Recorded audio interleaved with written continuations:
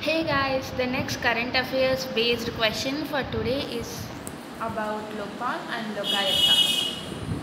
What is the reason used in context?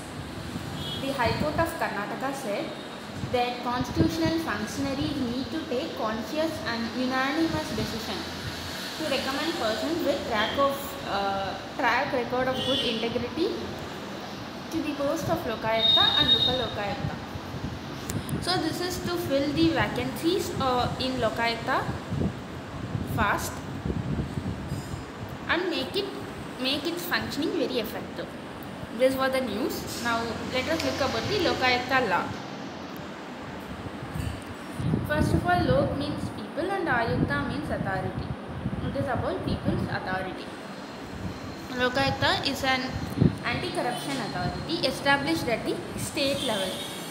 And we also have this law, Lokpal and Lokayukta Act 2013, in which we have Lokpal for union level and Lokayukta for state level. And this is established as a statutory body functioning as ombudsman, and it will inquire into allegations of corruption against public functionaries. Now, what is the background?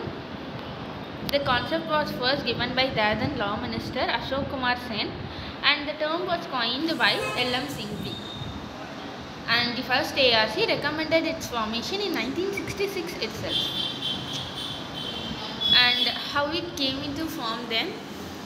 It was during the Anna Hazare's movement, India Against Corruption movement, which gained serious attention, and it pressurized the UPA government that time which led to enactment of law. Now appointment of Lokayukta. With approval of President, this is not mandatory for all states, though Governor or Lieutenant Governor will appoint the Lokayukta. And in some states, they also have this provision for complaints of Chief Justice of High Court and leader of opposition party also. So there is no fixed universal term or something like that. Each state is following their own practice. And most states they also have fixed terms, like 5 years or up to 65 years of age, and they are not eligible for reappointment. So these are about the appointment. Now let us look into the powers. They can conduct rights but do not have the power to punish. And up to the state to either accept or modify its recommendation.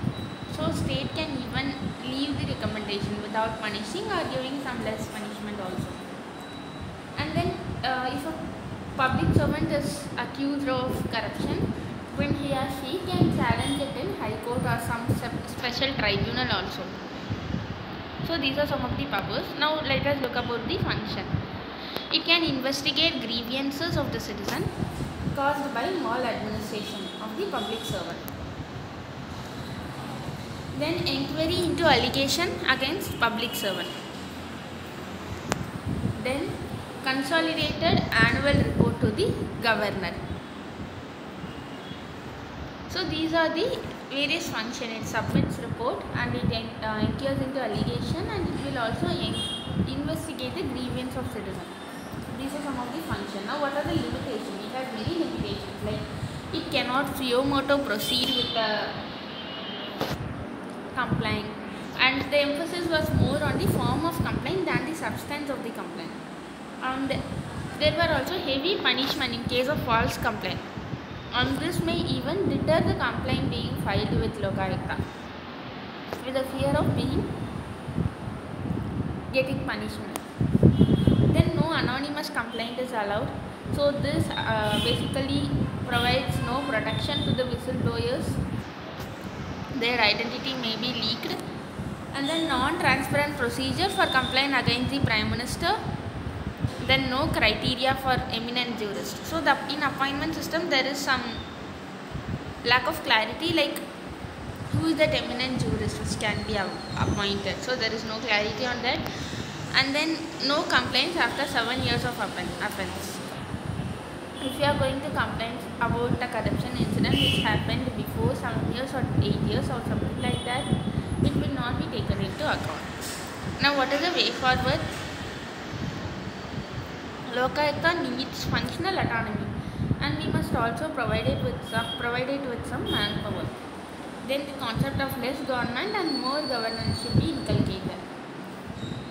Then it also needs financial, administrative and legal independence also.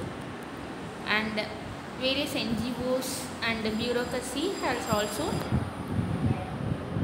need to be under the purview of Lokayukta. Now, how can we conclude?